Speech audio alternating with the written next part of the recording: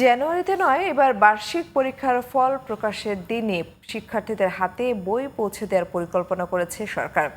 জাতীয় শিক্ষাক্রম ও পাঠ্যপুস্তক বোর্ডের চেয়ারম্যান অধ্যাপক রবিউল কবির চৌধুরী বলেন, চলতি শিক্ষাবর্ষের বই সময় মতো পৌঁছে না দিতে পারায় ভোগান্তি পোহাতে হয়েছে শিক্ষার্থীদের।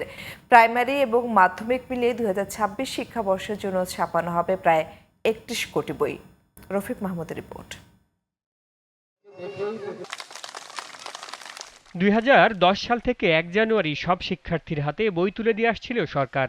তবে ২৪-এর গণঅভ্যুত্থানে পট পরিবর্তনের পর ২৫ সালের সিলেবাস পরিবর্ধন পরিমার্জনের সিদ্ধান্ত নেয় সরকার। ফিরে যায় ২০১২ সালের কারিকুলামে। বইয়ে যুক্ত করা হয় জুলাই গণঅভ্যুত্থানের গ্রাফিতি। ফলে ফুলসেট বই শিক্ষার্থীদের হাতে পৌঁছাতে পার হয়ে যায় শিক্ষাবর্ষের প্রায় ৪ মাস। ভোগান্তি পোহাতে হয় শিক্ষক, শিক্ষার্থী ও অভিভাবকদের। তবে এবার বেশ সতর্ক জাতীয় শিক্ষাক্রম ও পাঠ্যপুস্তক বোর্ড এনসিটিবি। ২০২৬ শিক্ষাবর্ষের বই সময়মতো পৌঁছে দিতে আগেভাগেই কার্যক্রম শুরু করে দিয়েছে প্রতিষ্ঠানটি। এরই মধ্যে প্রাইমারির প্রথম, দ্বিতীয় ও তৃতীয় এবং মাধ্যমিকের ষষ্ঠ, সপ্তম ও অষ্টম শ্রেণীর বইয়ের টেন্ডার ওপেন হয়েছে।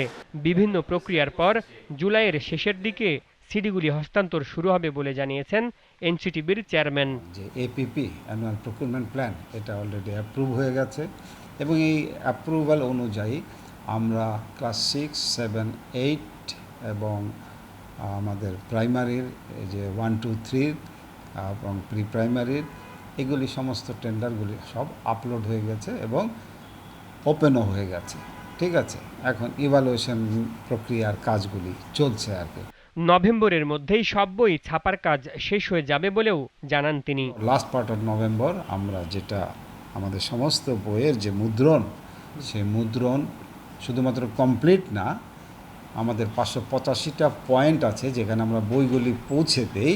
সেই 585টা পয়েন্ট থেকে আমাদের বইগুলি ডিস্ট্রিবিউট হয় স্কুলগুলিতে। 1 তারিখে তো ডেফিনেটলি আমার শিক্ষার্থীরা বই পাবেই। তবে এরকমও যদি সিদ্ধান্ত হয় যে বার্ষিক পরীক্ষা শেষ হয়ে গেছে, যেদিন শিক্ষার্থী সেদিন শিক্ষার্থীর হাতে বইগুলি দিয়ে দেওয়া।